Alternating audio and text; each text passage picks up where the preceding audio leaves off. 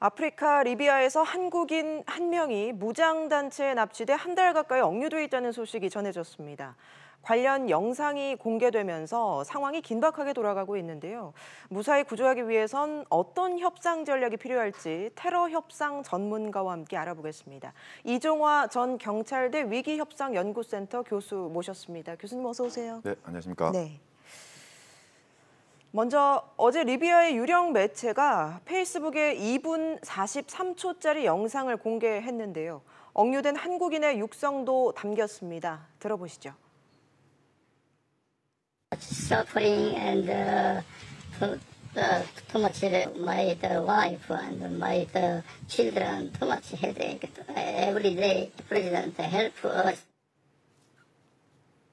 네, 고통스러운 상황 속에서 가족들부터 걱정하는 안타까운 모습 볼 수 있었는데요, 교수님. 이 영상에서 인질들의 모습의 특징이나 네. 또 뭐 어떤 의미 있는 내용 포착하신 게 있습니까? 네, 일단은 저는 협상적인 측면에서는 굉장히 긍정적인 신호라고 봅니다. 사실 지난 6일에 피납된 이후에 납치범으로부터 어떤 이런 연락이 없었는데 이제 비로소 페이스북에 납치된 분들의 어떤 용영상을 보면서 이제 저는 어떻게 두 가지로 판단할 수 있는데, 첫째는 내부 정리가 좀 됐다.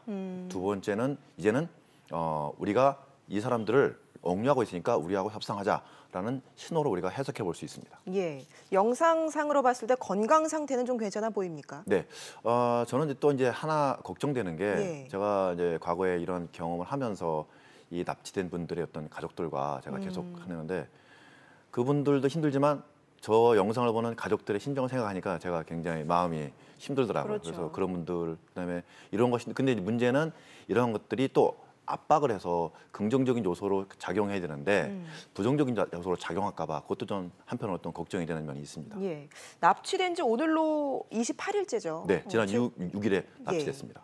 지금까지 알려진 상황을 좀 정리해 주실까요?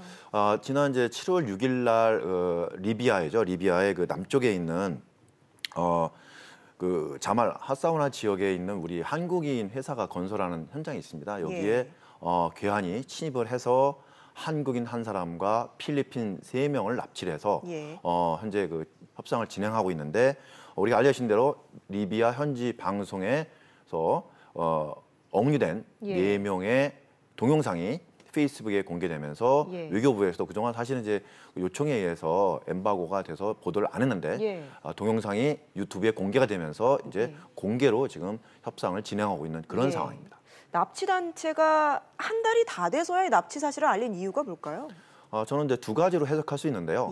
하나는 보통은 이게 이제 한 단체에 의해서 사실 다 이루어지지는 않습니다. 그래서 납치라는 쪽, 그다음에 또 협상하는 팀, 또 실제로 억류하는 팀, 또 여러 가지 어떤 이해관계가 없기 때문에 아마 그다음에 이 납치된 이런 인질들을 어떻게 할 것인가에 대한 어떤 내부 정리 시간이 좀 필요했을 것 같아요. 그래서 그런 정리는 이제 끝났고, 그리고 이제 두 번째로는 이제 그러면 어떻게 이것을 전개해야 될 것인가 아마 이런 정책적인 판단도 다 끝나서 이제 비로소 동영상에 유튜브에 떴다고 생각합니다.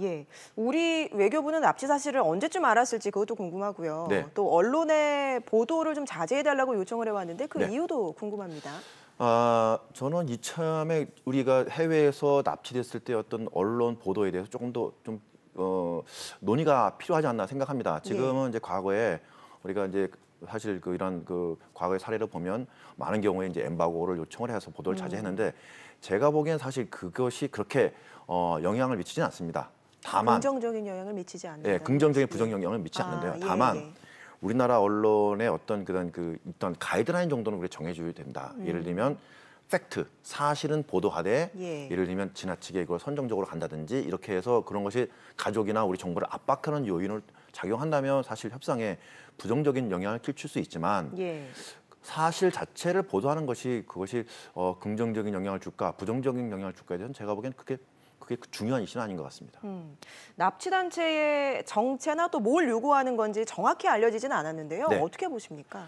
지금 리비아는 뭐 많게는 약 한 1,700개 정도의 그 무장 단체가 지배하고 있다 이렇게 보는 설도 있고요. 그 대체적으로 한 네 개나 5개의 큰 단체들이 이제 지배하고 있다. 말하자면 중앙 정부의 힘이 이제 전혀 미치지 않는 그런 상황이죠. 그래서 다행인 것은 이게 막 종교 원리주의 단체라면 굉장히 좀 협상이 힘들 수 있는데요. 예. 현재 IS는 거의 뭐 괴멸된 것으로 판단이 되고요. 아. 동영상이나 여러 가지 정보를 볼 때는 아마 무장 단체의 예. 한 파일 것이다라고 판단이 되고요. 예. 만약에 무장 단체의 한 파라면 제가 보기에는 아마 협상에서는 조금 더 긍정적인 면으로 작용할 수 있다 이렇게 생각이 됩니다. 네. 앞서 영상에서 보면 한국인 인질이 이제 대통령을 언급했기 때문에 네. 혹시 그 우리 정부한테 뭔가 바라는 점이 있는 거 아닌가 싶기도 하거든요.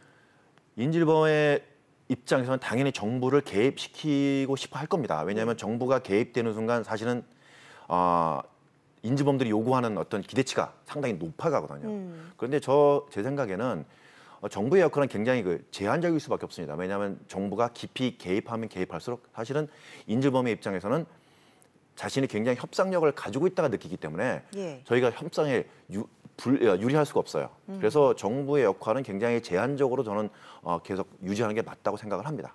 협상금을 노린 건 아닐까요? 상당 부분 일단 그렇게 전개리라 저는 지금 추정을 하고 있습니다. 예. 네. 원래 이 리비아라는 지역이 무장 세력에 의한 뭐 납치나 강도가 좀 빈번한 지역입니까? 상당히 빈번하고요. 예.